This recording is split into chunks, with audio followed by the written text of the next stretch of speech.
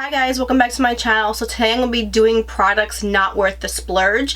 I have a few things in my collection as of right now that personally I don't feel is worth the money. I think it's way overhyped or way overpriced and the quality is just not there. So I am going to be talking about these products today. I'm going to be showing you what products from what brands and why I don't like them and why I think they're just not worth the money. So if you do want to see products not worth your money, why they're not worth your money in my opinion, then just keep watching.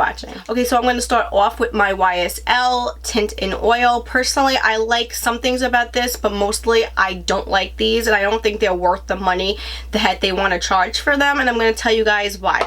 Now, they are really pretty shades, like they are very light and sheer, and that's what they're supposed to be. They aren't buildable in any way, so they are like more of a wash of color on your lips, which is what they're supposed to be. So I do like that for days where maybe I don't have any makeup on, or I'm just running an errand, or I'm around the house or something like that. I really do like that.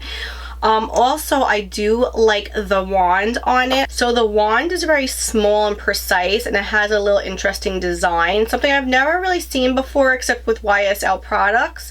And also it has some give to it, so it definitely is flexible for the lips, and I do like that. I also do like the colors because they are very light and sheer, and they are really pretty on the lips. Do you see that? Like, this is a really nice color. Now, when you first apply them, they're going to be a little more sheer. Within a minute or so, they get a little darker, but they don't get too dark. You know, they are still going to be a really sheer, light wash of color. But I do not like how they wear. Every time I wear these, right afterwards, once the oil disappears within like maybe 20 minutes or less, my lips are very dry, very chapped feeling, and they feel a little more tight. And the wash of color that's on my lips gets a really odd looking. It actually doesn't wear very nicely. I get the wash of color like over here on the outer rim of my lips, and the inner portion, it is completely gone. So it doesn't really wear too well, and it also just looks really odd. So then you end up having some weird looking lip stain on your lips, and if you want to reapply it, you're gonna have to take that wash of color off to reapply it. Otherwise, once you apply a new layer, it doesn't look right. It doesn't make your lips look appealing whatsoever. So I personally don't like that. I feel like a lip oil should definitely have more hydrating properties in it. It should last a lot longer. Now, I do know lip oils are not supposed to last like an hour or 2 hours, but they shouldn't be gone within like 20 minutes or less, especially if you're not eating or drinking anything. I just feel like there's other lip oils out there that are so much better than this one, and this one is like way overpriced for what it is. I just don't think they're worth the money whatsoever, and I love YSL products. Their lipsticks are amazing. Some of their other products that I have in my collection are really good, but these two are a no-go for me, and every time I like want to use these, I just get disappointed all over again. So the other product I really don't think is worth the splurge is this Orbe Gold Lust Dry Shampoo. Now, I know this stuff is really hyped up on YouTube and social media, and a lot of people brag about this, saying this is really good, this is an amazing dry shampoo. First of all, I find a lot of problems with that because, number one, for my hair personally, I found that this was very greasy. Now, I have tried it several times. This little bottle is almost empty. I thought the first time I used it, maybe I just used too much. So the second time I used it, of course, I already washed my hair and everything like that. I got the same effect. My hair was very greasy looking. And I've tried everything. I tried to like flip my hair over, you know, spray it further away, use less. I tried everything. Nothing worked. My hair was just so greasy afterwards. I just did not like this. Also, I found that this had a really heavy residue left over in my hair, so I weighed my hair down, and if you actually combed your hair through, you could feel like the residue left over in your hair. I felt like it's way overhyped, it's way overpriced, because I believe like a big bottle of this retails somewhere in the 40s, like almost $50. I think it's like $48. It's definitely not worth it. Thank goodness I got a sample of it. I feel like there's so many other dry shampoos out there that doesn't leave a greasy residue left over, doesn't make your hair look greasy, feel greasy, or even have any residue at all, and is a hell of a lot cheaper than this. So I don't think this is a good product. I don't think it's worth the splurge. I just don't like it. Didn't work for me. So that is a no-go. So the next product I feel like is definitely not worth the purchase is this Makeup Raw Sauce. Now this is the smaller version of it. I purchased this probably over a year ago, I would say, and I only have a quarter of it used. I'm definitely never going to use this. When I first used it, I felt like my skin was a little more softer, but then after a few weeks, I noticed my skin was getting like really dry, and this was the only thing that I added into my skincare routine that was totally different. So I stopped using it and my skin got a lot better. It wasn't as dry. I felt like this did more harm to my skin than good.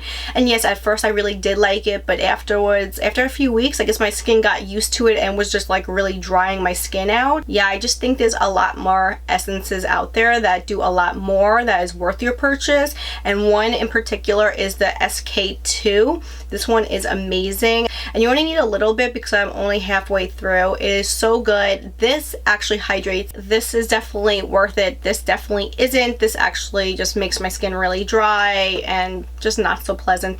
Okay, so the next product I'm going to be talking about is this Holy Grail palette by Voss. I personally don't feel like this is worth the purchase. Now, looking at these colors, they are beautiful in the pan, but I feel like the glittery shades, like the more shimmery shades, are really nice to apply, but they don't apply as nice as what they look like in the pan. Like, they don't look exactly like that. But the darker matte shades are very like chalky, and when you try to blend them out, they are very patchy. They kind of skip a little bit, and if you blend them a little too much, they just look really like dirty and muddy looking. So I just don't think they are really nice, because this was a $50 palette, and I believe after shipping and tax and everything, it was probably even more. I don't even remember. I paid it like months ago when it first came out. I feel like this is drugstore quality, and not even drugstore quality, because I have a lot of drugstore products that don't skip or get muddy or look patchy or anything like that. Well, these do. So I don't think these are worth your purchase. I think it's way overpriced, and this is like more of a social media kind of brand anyway. They don't have no return policy or anything like that, and I feel like if you're gonna spend $50 on a palette, get Too Faced, get Lorac. Those are amazing palettes. They're buttery, they're creamy, they're blendable. So now this product I don't feel like is worth the purchase, and it's kind of painful to say because I absolutely love Tom Ford products, but this one is definitely, in my opinion, not worth it. It is the one I hauled recently in a Sephora haul. I'll link it down below if you want to check it out.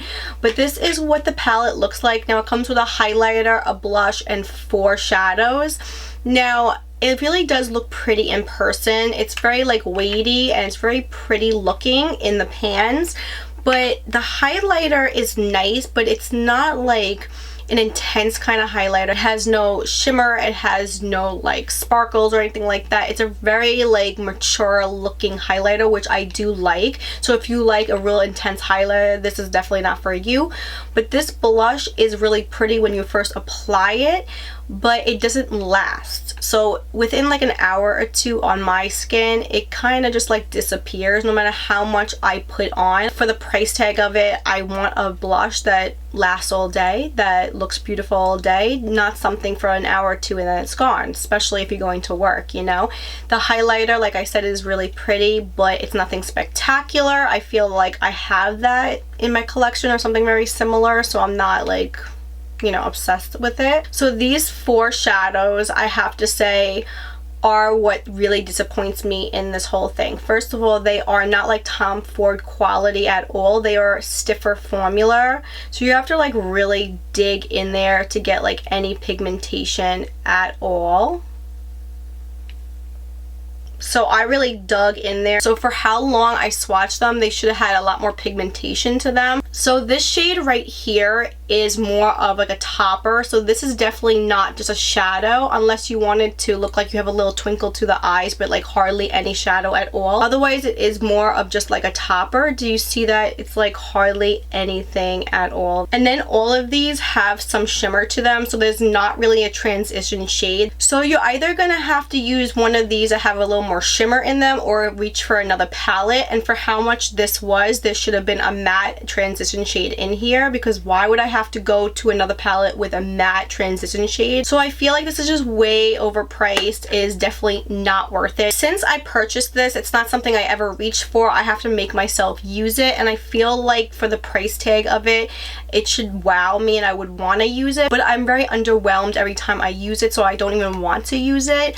I feel like Tom Ford has better products out there. I even love this one that I have, and now this one is the Illuminator. This is the Contouring Compact, and this has a highlighter, a blush, and a bronzer in it, and I absolutely love this. And in fact, this is a lot creamier than this one is, and the two blushes are almost identical. I think this one might be one shade lighter and this one is one shade darker. I would go for this one if you really want something Tom Ford that's worth it. So that basically wraps up this video. I hope you guys did enjoy it. I tried to stick to mid-range to luxury products. Seeing how I wasted my money, I wanted to save you guys some money on products definitely not worth your money.